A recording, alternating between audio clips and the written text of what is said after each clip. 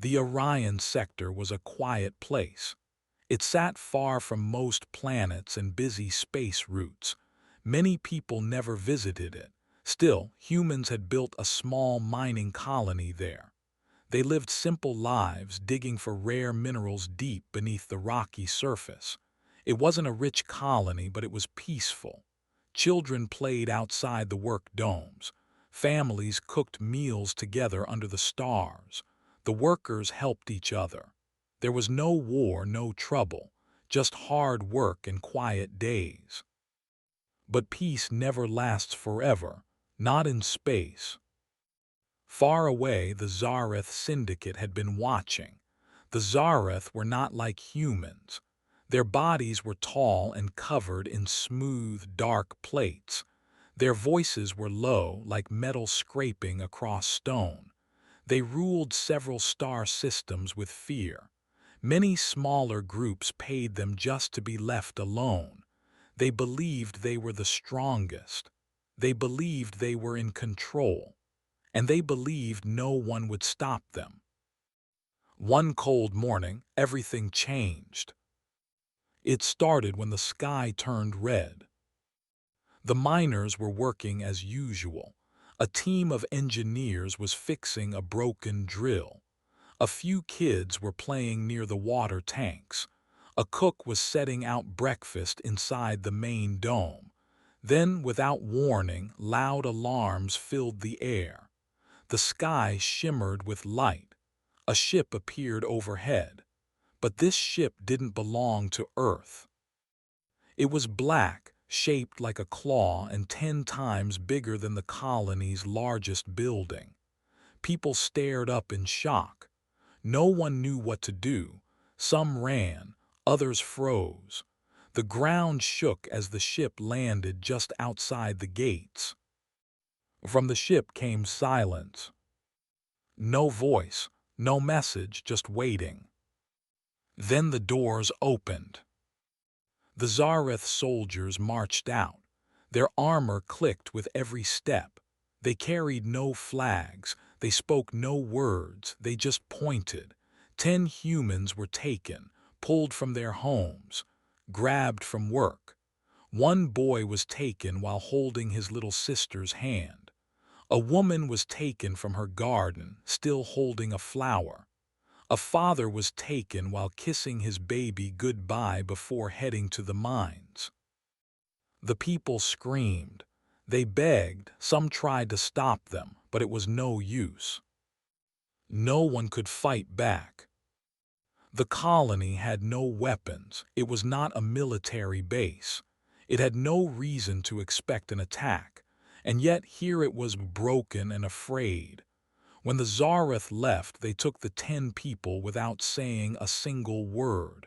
The ship lifted into the sky. The red light faded. The alarms stopped. Silence returned. But it wasn't the same silence as before. It was heavier now. The kind of silence that comes after something is stolen. The humans left behind didn't understand why it happened. They held each other and cried. Some shouted into the sky. Others sat on the ground, too shocked to move. They didn't know who would be next. They didn't know if help would ever come. The local Earth station received the message 2 hours later. The call was shaky and full of static. A woman's voice could barely be heard over the noise. "They took them," she said. "No warning, no reason. Please help us." Then the message ended. It was the only one they got. For a few moments, the officers in the control center said nothing. Everyone just stared at the screen. Most of them had never even heard of the mining colony. It was too small, too far away.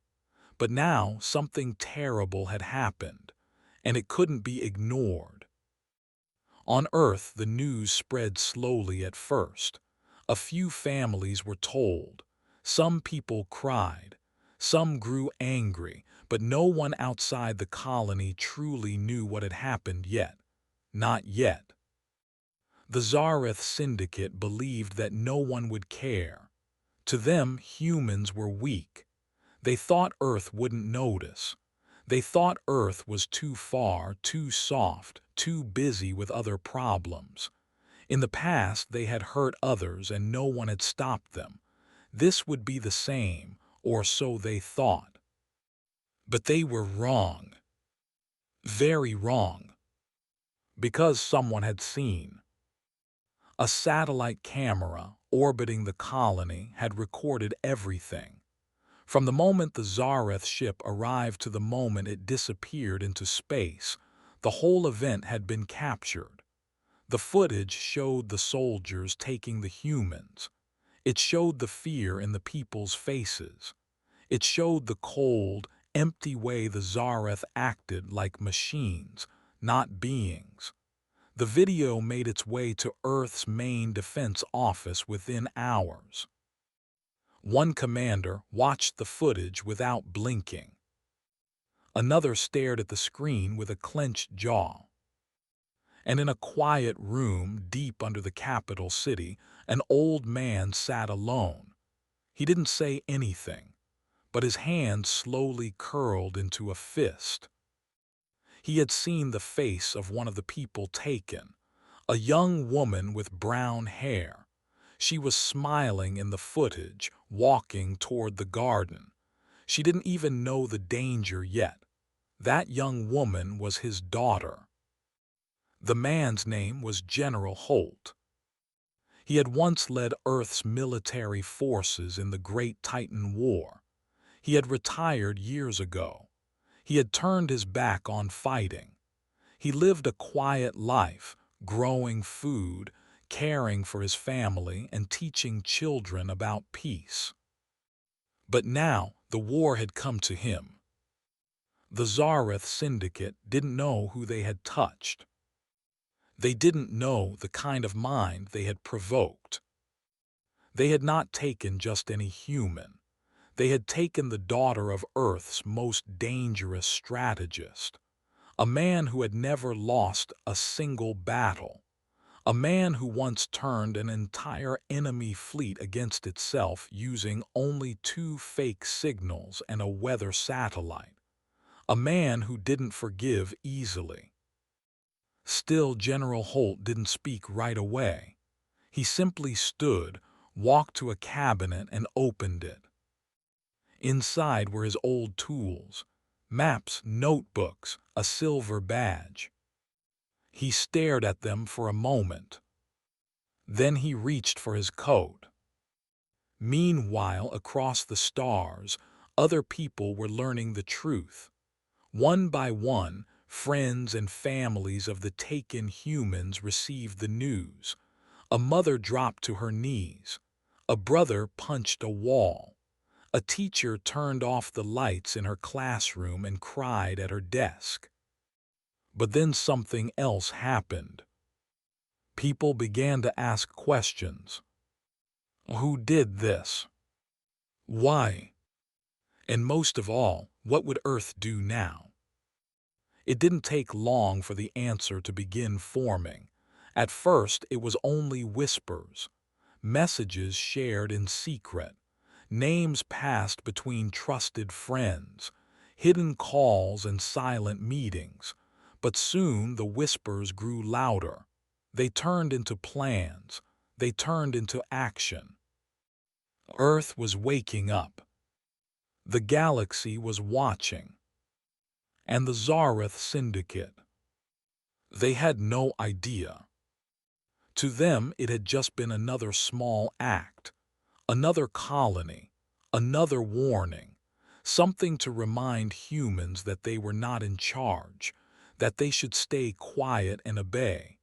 The Zareth believed fear would keep everyone in line. They were wrong again. Because humans are not made for quiet fear. They are made for memory.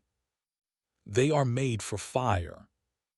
And most of all, they are made for each other. When one is hurt, others rise.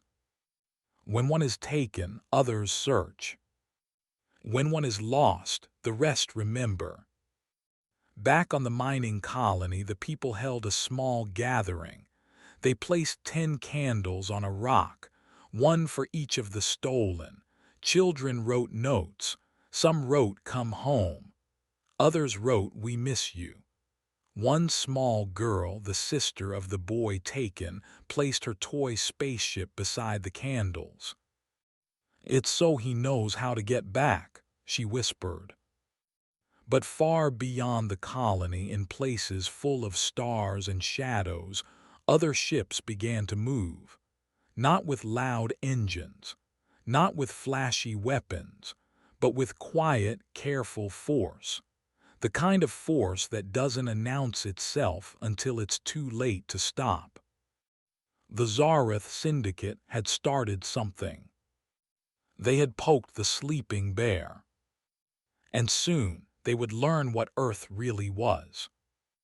Not just a planet, not just a group of soft creatures, but a home, a family, and a storm waiting to rise. The 10 people taken from Redstone 4 were not famous. They didn't wear medals or sit in big offices, but each one had someone who loved them. Each one had someone who would do anything to bring them back. And some of those people were not just strong, they were dangerous. Let's start with Mari Calderin. Mari was 17. She was quiet and smart. She worked in the mines not because she had to, but because she wanted to help her town.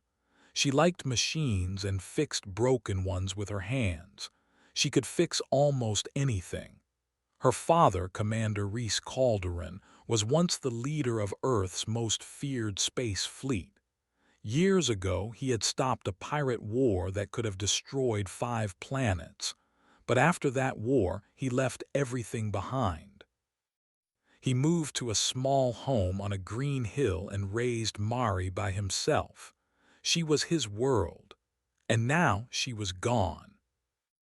Reese didn't cry, he didn't scream. He just stood up, packed one bag, and sent a message. That message would reach people who hadn't heard from him in years. Soldiers, captains, friends, people who owed him. People who remembered what happened the last time someone made him angry. The second taken was Leo Tan. Leo was only 10 years old. He loved books, stars, and jelly candy. His mom, Lena Tan, was not just any mom, she was a captain in Earth's Special Rescue Force. She had saved hundreds of people from fires, crashes, and war zones. Lena had once carried a wounded soldier on her back through freezing snow for 5 miles. She had fought off aliens with just a knife and her strength. But nothing had ever scared her like losing her son. When she got the news, she went straight to the launch bay. She didn't wait for orders. She didn't care about rules. Her child had been taken. Next was Tasha Kim. Tasha was 22. She was brave and kind. She worked as an engineer on Redstone 4. Everyone liked her. She once stayed awake for 3 days straight to fix the town's water supply. But what the Zareth Syndicate didn't know was that her aunt was Jin Kim, the best hacker Earth had ever seen. Jin lived off the grid, hiding from the law because she knew too much. She had once broken into a moon prison system with a single line of code.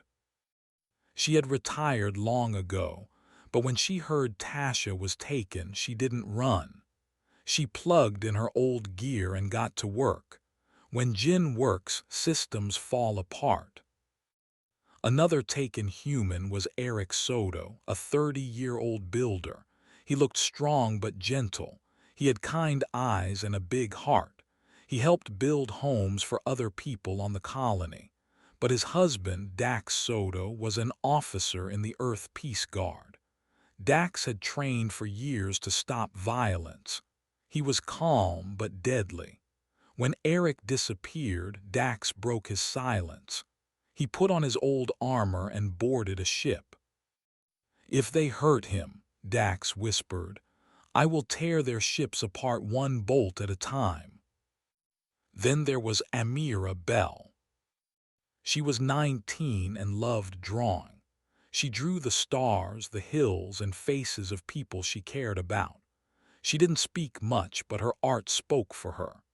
Amira was taken without warning, and her best friend Zara Mendez saw it happen. Zara was a medic and also a secret member of the Earth Underground Alliance. The Alliance was a group that helped colonies stay safe without being noticed. When Amira was taken, Zara didn't just cry, she sent out coded messages. She called on hidden fighters, spies, and healers. They all answered. The Alliance had been waiting for something big. Now they had it. Also taken was Tom Renner, a funny and friendly man who ran the local food center. Tom made the best stew in the colony.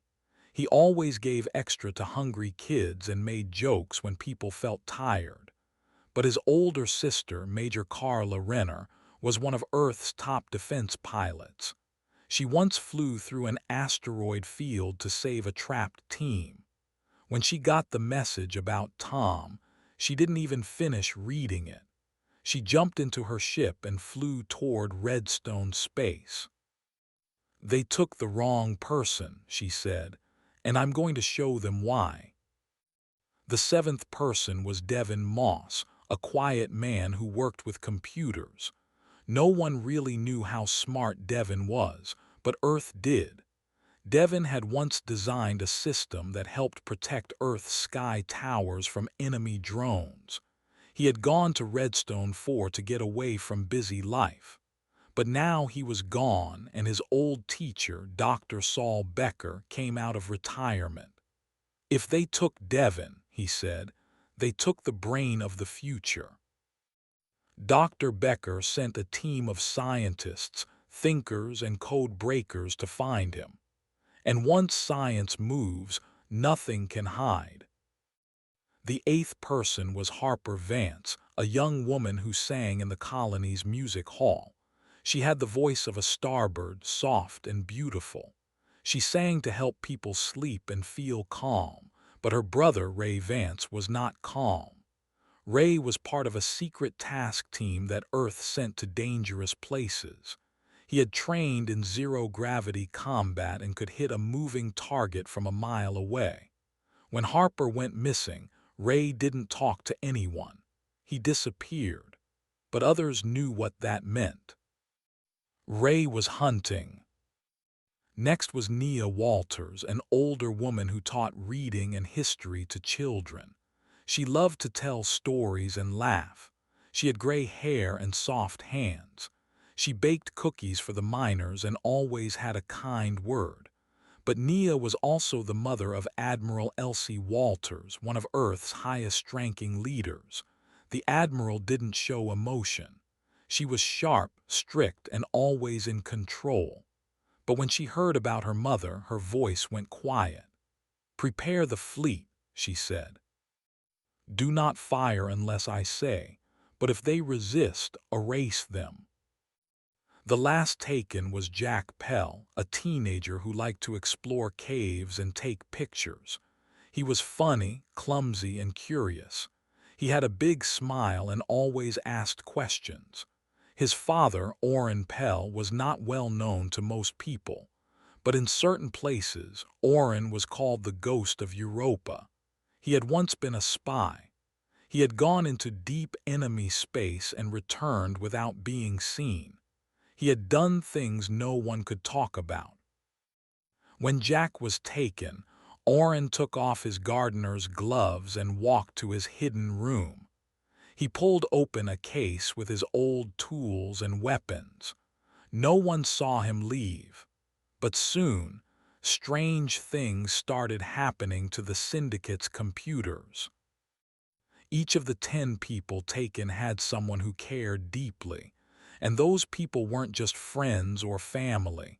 They were thinkers, builders, fighters, spies, leaders. Some were known across space.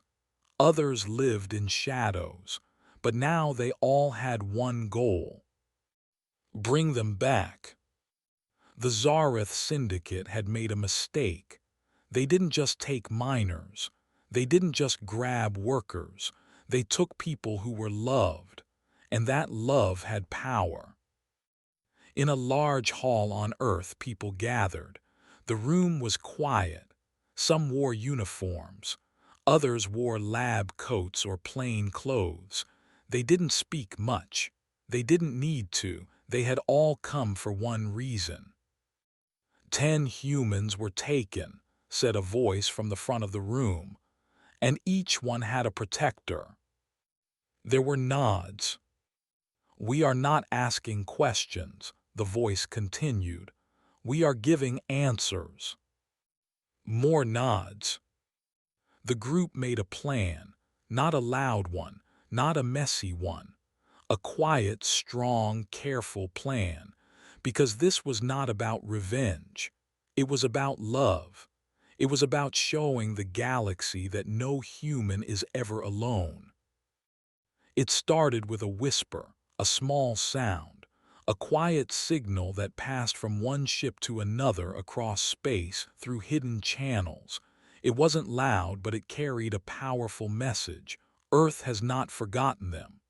The Zareth Syndicate didn't take it seriously. They laughed.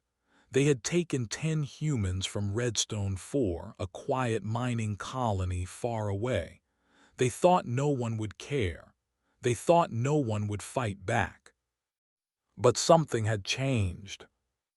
The first sign came when a Syndicate fuel station, deep inside an asteroid field, suddenly went dark. The lights blinked off. The cameras stopped. Then, boom! One by one, the fuel tanks exploded in blue fire. The entire station vanished in 10 minutes. The Zareth sent ships to investigate but found nothing. No human ships, no messages, just silence and ashes. A few days later, a transport ship full of Zareth soldiers entered the Lyra trade zone. It came to collect its monthly tribute from the weaker colonies, just like always. But this time it didn't leave. As it crossed the border, a strange heartbeat echoed through space. Boom, boom, boom. Then dozens of mines hidden in the dust exploded all at once. The ship spun out of control and crashed into a frozen moon.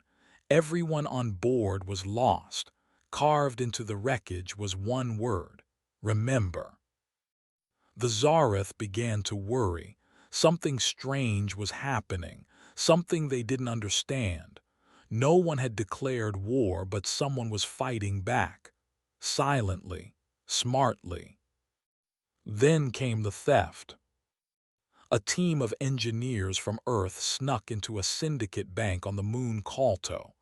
They didn't take money, they took information. They found the names of the 10 humans who had been taken from Redstone 4. The Zareth had hidden those names to make them disappear forever. But now the names were out. Earth printed them. They shared them. Everyone in the galaxy knew who was missing. These were not random people. These were sons, daughters, parents, and friends. Soon strange things began happening everywhere. In 12 Zareth cities, power grids shut down without warning. Lights went out, doors stopped working, ships couldn't launch, and from hidden speakers came a clear voice. "Return the 10, people screamed. Soldiers panicked, but they found no attackers. No one to blame, just fear. Earth was not sending armies. They were sending shadows. A secret team calling themselves the Tenfold moved in silence. They were hackers, engineers, pilots, and spies. No uniforms, no flags, but they worked together with one goal: to make the Zareth regret what they had done. In one syndicate drone hangar, hundreds of flying robots were ready for battle. But overnight, someone changed their code. When the Zareth tried to launch them, the drones spun around and exploded against the walls. On the control screen, one sentence appeared: "We will not stop." On another world, a cruel Zareth prison guard vanished without a trace. His armor was found outside the gates, folded neatly with a note: "You broke the wrong ones." Even back on Redstone 4, the small colony where the 10 were taken, people were not silent. Children made signs. They marched every day with candles and sang songs of hope. The signs said, "Bring them home." The chants were picked up by old radios and carried across the stars. The galaxy started to listen. The Zareth Syndicate didn't know what to do. They held emergency meetings. They searched their systems, but the attacks were too smart, too clean. No one was caught, no shots were fired, yet their systems kept falling apart. The last message was the loudest. A giant syndicate signal tower on planet Xeron, which sent commands across 5-star systems, suddenly stopped working. The wires were melted. The tower stood cold and dead. Painted on its metal side were 10 stars in a circle, with Earth in the middle. Next to it were words written in 40 alien languages. "You took them, now we are coming." This was no longer just a small rebellion. This was a storm. And Earth was only just beginning. The Zareth Syndicate had believed the attacks were random at first. A single supply ship destroyed here, a power station failing there. They blamed technical problems or pirates. They told each other that nothing serious was happening, but they were wrong. Behind each event there was a plan. The humans were not just reacting, they were organizing. As the days passed, more strange events began to happen.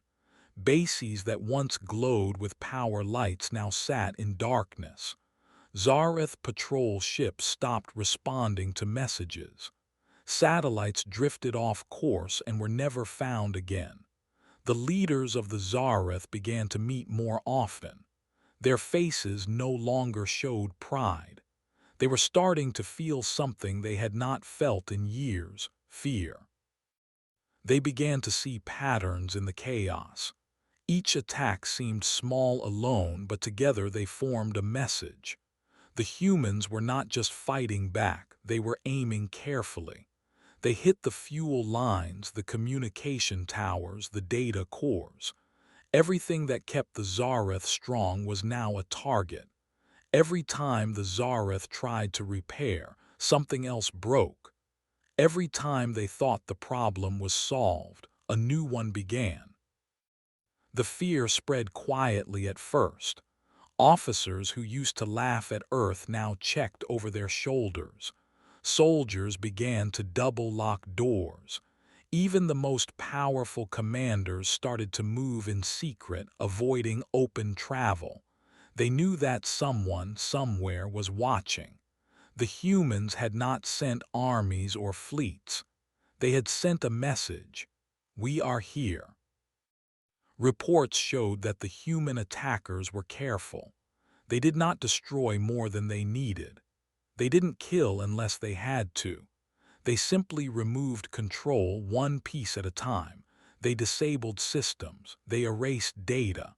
They shut off engines, sealed doors, and cut signals. Then they vanished. Nothing was left behind except quiet symbols, 10 stars, sometimes painted, sometimes carved, always in a circle, and always with one dot in the center: Earth. By now, Zareth leaders could no longer ignore what was happening. Maps filled with red lines showing failures. Schedules no longer worked. Messages failed to send. Entire cities began to whisper that Earth was behind everything. And still, No one knew exactly who was doing it. There were no faces, no names, just results. Some Zareth officers tried to calm the people. They told them everything was under control, but the people had eyes. They saw ships fall from the sky without explosions. They saw factories stop overnight. They saw the number 10, always 10, again and again. They had questions and the answers were missing. Behind every destroyed post, behind every blacked-out zone, there was one truth forming. The humans were not just angry, they were ready. This wasn't chaos anymore. It was a plan, and it was moving forward, one quiet step at a time. The Zareth tried to search for the humans responsible. They increased patrols. They launched drones into space. They scanned every planet near Earth, but they found nothing. The humans had become shadows, and in those shadows they were building something bigger than revenge. They were building a warning. Even places far from the attacks began to change. Trade stations became slower. Partners stopped answering calls. Some allies of the Zareth grew quiet. Others openly refused to help. The fear of Earth was spreading like smoke in a sealed room. It could not be stopped. In private rooms, the highest Zareth leaders began to worry. They read long lists of failures. They studied old messages. They looked at maps of the galaxy. And then they saw it. The damage followed a path. It began at Redstone 4, where the 10 humans were taken. From there, it grew like branches on a tree, reaching out in all directions.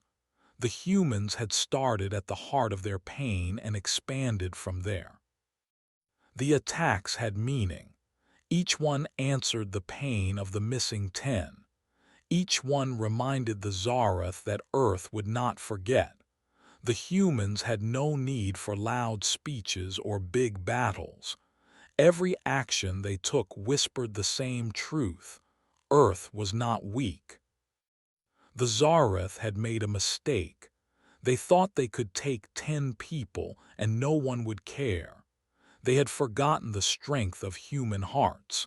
They had forgotten the power of loss. And now they were seeing what happens when you give humans a reason to stand together. The strongest empires are not brought down by force alone. Sometimes they are brought down by truth, and that truth was now spreading across space. The Zareth Syndicate had taken the wrong people. They had hurt the wrong planet. And now the quiet storm of human justice had begun to fall on them, one drop at a time. There were no loud announcements. No leaders stood on stages. No news reached the public. But in secret places across Earth, something important was happening. Men and women sat in quiet rooms, far below the ground, far above the cities, or deep in the oceans.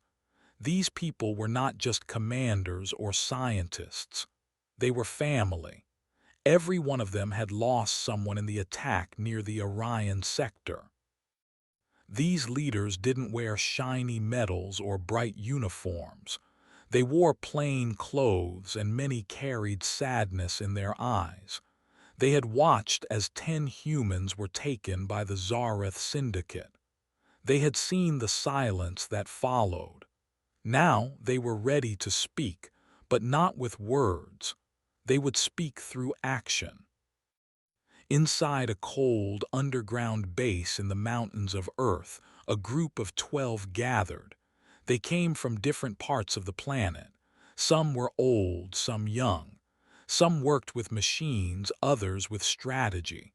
But they all had one goal: protect Earth. They called themselves the Quiet Flame. No one outside this group knew they existed.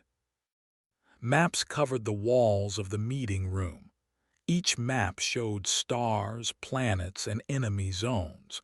Red pins marked where the Zareth were strongest. Blue pins marked where Earth had allies.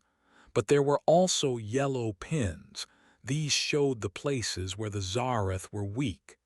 These were the places the humans would begin. The plan was simple, but it needed perfect timing. They would not attack in the usual way, no missiles, no full armies. Instead, they would use what humans were best at, thinking. The people of Earth were clever, they had patience, and now they had something even stronger, a reason. While others in the galaxy believed Earth was still mourning, the humans were preparing. They gathered silent ships, ships that could move without being seen. They connected computers with hidden codes. They trained small teams who could enter enemy space without a sound.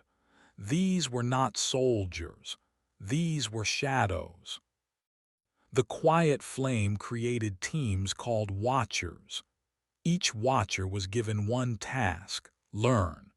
They were told to study the Zareth, find their weak spots, and return home.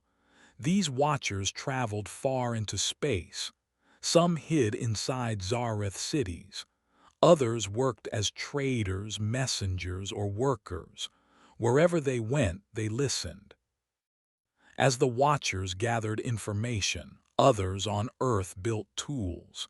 These were not weapons to destroy planets. These were tools to cut power, stop engines, and erase data. They were made to disable, not to kill. The humans wanted to win without creating chaos. They wanted to show the Zareth something they had never seen before: control without cruelty. In secret factories, engineers worked day and night. They built small devices that could shut down ships with a simple pulse. They created programs that could enter enemy systems like ghosts. They didn't make noise. They made silence. Silence that could end a battle before it began. Every step of the plan was tested again and again. Nothing was rushed. Mistakes were not allowed. One wrong move could bring war, but one right move could change everything. Leaders on Earth worked without sleep. They shared meals in their meeting rooms and lived away from their families. They were not there for glory. They were there because someone they loved had been taken. They remembered the 10. They said their names in quiet voices when no one was around. They kept pictures in their pockets. They made this mission personal. Above the Earth, in space stations hidden by cloaking fields, others watched the galaxy. They tracked Zareth movement. They followed ships. They recorded messages. And when they found something useful, they sent it to the quiet flame. Every signal helped build the plan. In one station near the moon, a young coder named Elia cracked a secret Zareth communication channel. She was only 16, but she had a gift. Her parents had been part of the mining colony near Orion. They were gone now, but Elia worked harder than anyone. Her discovery helped the humans understand where the Zareth would strike next and how to stop them before they even began. On Earth, people kept living their normal lives. They went to work. They laughed with friends. But underneath the calm, a storm was building. Few knew about the quiet flame. Fewer still knew what was coming. That was the point. The Zareth had stolen 10 lives. Earth would return that silence with a silence of its own, one that changed everything. In deep ocean labs, drones were prepared. These were not drones for war. They were tools to block signals, jam sensors, and open locked systems. One small drone could do more than 100 soldiers. if it was used at the right time. The plan continued to grow. The quiet flame sent messages to old allies. Some lived on moons. Others floated in space cities far from Earth. Some had once fought with Earth. Others had stayed away. But when they heard what the Zareth had done, many agreed to help. They didn't ask for money. They only asked for justice. A doctor from Mars built healing packs that could work in enemy gravity. A pilot from Jupiter trained others to fly silent ships through black zones.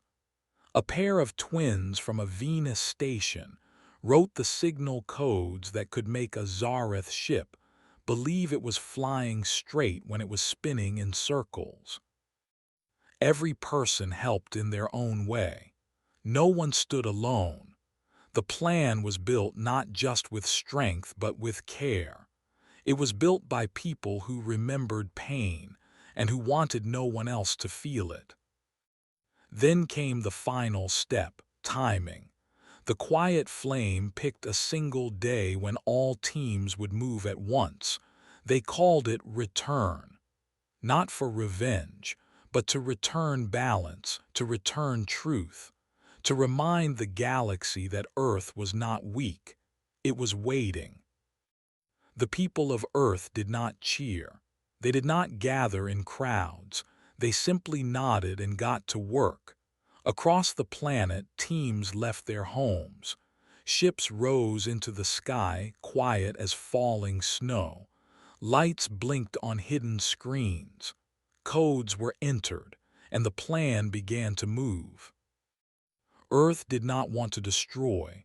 Earth wanted peace, but not the kind that comes from silence, the kind that comes from respect. And to gain that, they had to act, not with anger but with purpose. In the end, it was not Earth's weapons that made the plan strong.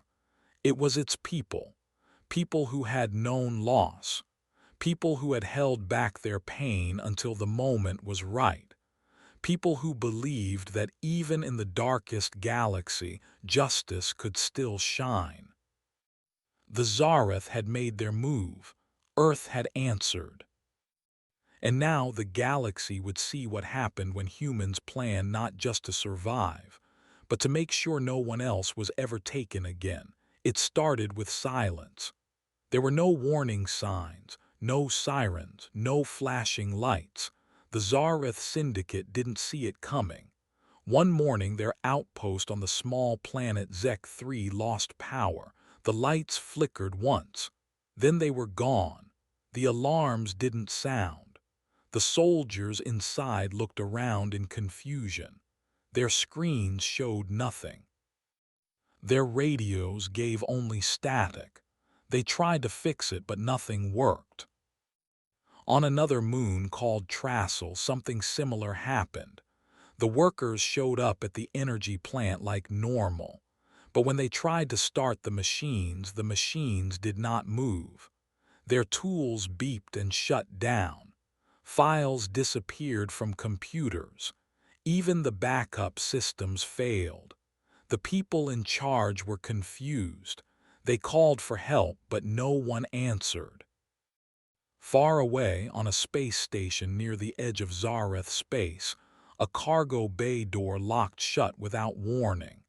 Inside, crates full of supplies were left unopened.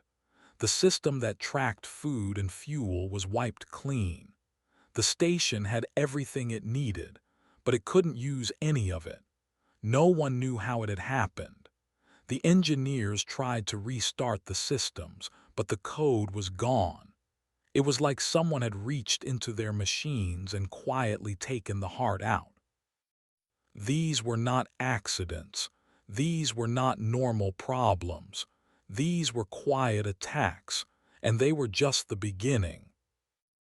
Earth had sent teams out in every direction. They didn't arrive with guns or armies. They arrived in small, hidden ships. They landed without a sound. They entered systems through wires, signals, and light. They didn't leave broken cities behind. They left quiet places, places that no longer followed Zareth orders. The teams moved fast. They knew what they were doing. Some used tiny machines no bigger than a finger. These machines slid into ports and disabled locks. Others used special programs that could trick enemy computers into thinking everything was fine, even as systems stopped working. A group on the planet Galarin sent a message back to Earth. They had entered a Zareth control tower, taken the codes, and left before anyone noticed. The tower still looked the same, but now it answered to Earth. Another team reached a communications base on the planet Dreth. They didn't touch anything inside. They simply placed a single coin-sized device under a table. When the base commander tried to send a message the next day, the signal spun in circles. It never reached its target. The Zareth thought the satellites were broken. They weren't. Earth had just unplugged the wires without touching them. The Zareth began to notice. Their outposts were quiet, too quiet. Supply lines slowed, patrols were missing. Leaders couldn't speak to each other. And still there were no battles, no signs of war, just systems that stopped working and lights that never turned on again. A mining base on Header 6 reported a strange smell, burned wires, but no fire had started. When they checked their systems, they found the files were all blank. The history logs were gone. The power had been used, but no one knew where. It was as if someone had entered, taken the secrets, and vanished through the walls. One by one, the Zareth began losing control, not from fire or bombs, but from silence and shadows. Every time they tried to fix something, another problem showed up. Their best minds were confused. Their smartest machines stopped learning. The systems that had once obeyed Zareth commands now ignored them. On a moon base near the Sarin Belt, Zareth soldiers discovered something chilling. Their entire base had been copied, every file, every record, every blueprint. But no alarms had been triggered. No cameras had caught anything. It was as if the base had told its secrets to a ghost. The humans did not brag. They did not share what they were doing with the galaxy. They just kept moving. Every time a door opened for them, they entered. Every time a system blinked, they watched. They knew the Syndicate better than the Syndicate knew itself. Even as Zareth leaders scrambled to understand what was happening, Earth's team stayed calm. They followed the plan. They didn't destroy unless they had to. They didn't attack people. They only broke the things that gave Zareth power, data, control, and connection. One team entered a shipyard on a gas giant named Vera. The workers there built warships for the Zareth. But when they tried to launch the next ship, the engines would not start. The codes had been changed. The ship thought it was still in testing mode. No one could override it. The builders gave up, and the ship, though complete, would never fly. The most powerful attack came in the form of a whisper. On the planet Sorlus, a data center full of secret Zareth plans suddenly went offline. No one heard explosions. No doors were forced open. But every file in the system was replaced with the same message. We remember the 10. The Zareth guards panicked, but there was no one to arrest. The team had already left. In less than a week, Earth's teams had reached over 30 key locations. Not one shot had been fired. Not one human had been caught, but the damage was massive. The Zareth couldn't move their fleets. They couldn't talk to their bases. They couldn't get supplies from one world to another. They were powerful, but they were blind. People in the galaxy began to notice. Traders spoke in quiet voices. Rumors moved from ship to ship. Earth is doing something, they said. They are not staying silent anymore. Even some Zareth workers started to ask questions. They wondered if maybe, just maybe, Earth was not as weak as they had believed. Some of the Zareth's allies grew nervous. They had never seen attacks like this before. They feared they would be next. A few even began to cut ties with the Syndicate. They wanted no part in a war they could not see. Earth did not celebrate. There were no parties or parades. The people working on the mission kept their heads down. They focused on the next step. Each success was marked with a small star on a map. Each star meant one more piece of Zareth control had fallen away. And still, no one had died. That was the most powerful part of Earth's plan. It showed that they could take control without destruction, that they could bring a giant empire to its knees, not with violence but with wisdom. The Zareth had taken 10 humans without warning. Now Earth was returning that silence, one quiet attack at a time. It was only the beginning. The Zareth Syndicate had tried many things to stop the humans, but nothing worked. Their systems were falling. Their bases were being shut down. Even their best ships had gone dark. Fear was growing among them, and now they wanted to set a trap. They thought they could catch the humans by pretending to be weak. They chose an old station, one that looked broken and unguarded. They filled it with soldiers, hidden weapons, and secret alarms. From the outside, it looked like it had been abandoned. But inside, it was full of danger. They waited, they watched. Time passed and no human ship came close. Days turned into weeks. The Zareth soldiers grew bored and tired. Still, the leaders told them to stay ready. They believed that one day the humans would come to investigate the station. When that happened, they would spring the trap and destroy them. Then something strange happened. One night the lights in the station flickered. A soft sound played on the speakers like a whisper. No one had touched anything.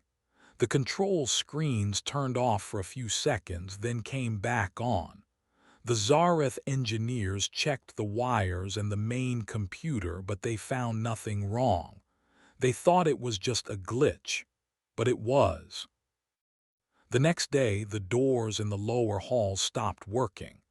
The Zareth guards had to use emergency paths to move around. Strange messages appeared on their screens. A symbol they didn't know, a circle with a line through it, flashed on every device. The engineers tried to delete it, but it returned again and again. No matter what they did, the symbol stayed. It became clear that someone was inside the system. Panic began to spread. The commanders ordered full lockdown. They told the soldiers to check every room. They searched the halls, the vents, even the storage rooms, but they found nothing. No humans, no intruders, just silence. That silence made it worse. It made them feel like they were being watched. It made them feel like the station no longer belonged to them. Without warning, all the lights shut off. Every sound stopped. The station went completely dark. Red lights blinked slowly along the floor, showing only enough to walk. The doors locked on their own. The air systems changed. It wasn't deadly, but it became hard to breathe. The soldiers shouted and ran, but no one could open the control room. Even the weapons refused to work. At the center of the station, a large screen turned on. It showed one message: "We were never outside." That was when the Zareth realized the truth. The humans had already entered the station, long before the trap was ready. They had moved through the wires and machines. They had taken control without a single fight. The trap had failed. Worse than that, it had turned into a trap for the Zareth themselves. Across the galaxy, the same thing happened. The Zareth had set up fake bases and stations, hopping to trick the humans. On every one, something went wrong. Power systems stopped. Doors wouldn't open. Ships couldn't fly. The humans didn't show up in ships. They didn't attack from the outside. They were already inside. Quiet, careful, completely unseen. On a mining world near the cold edge of space, the Zareth placed robot guards to protect a fake supply base. They told their soldiers to wait for the humans, but before anything happened, the robots shut down. Then they turned and aimed at the Zareth soldiers instead. No one knew how it happened. The humans had changed the robots from the inside. The Zareth had never even touched them. Another trap was set on a large cruiser ship called the Grendax Hammer. It was one of the most powerful warships in the Zareth fleet. One day it disappeared. When they found it floating near a quiet moon, all systems were off. No one answered the calls. No doors opened. There were no signs of damage. Just one message written on the front screen: "We remember the 10." The Zareth soldiers on board were gone. No one ever found them. By now, the Zareth leaders were afraid. They couldn't explain how the humans were doing these things. They couldn't stop the quiet attacks. Their traps had failed. Their soldiers were scared. Their people were beginning to lose hope. Other alien races in the galaxy were watching. Even old enemies of Earth were staying silent. No one wanted to be the next target. The humans never shouted. They never made speeches. They didn't show power by force. They showed it by silence, by control, by never being where they were expected and always being one step ahead. Each time the Zareth tried to attack, it was too late. Each time they tried to defend, they were already inside the walls. That's when the truth became clear. Earth wasn't fighting a war. Earth was ending one, without missiles, without armies, without needing to fire a single shot. The Zareth thought they were smart. They thought they were strong. But their own traps had become cages, and Earth had locked the doors from the inside.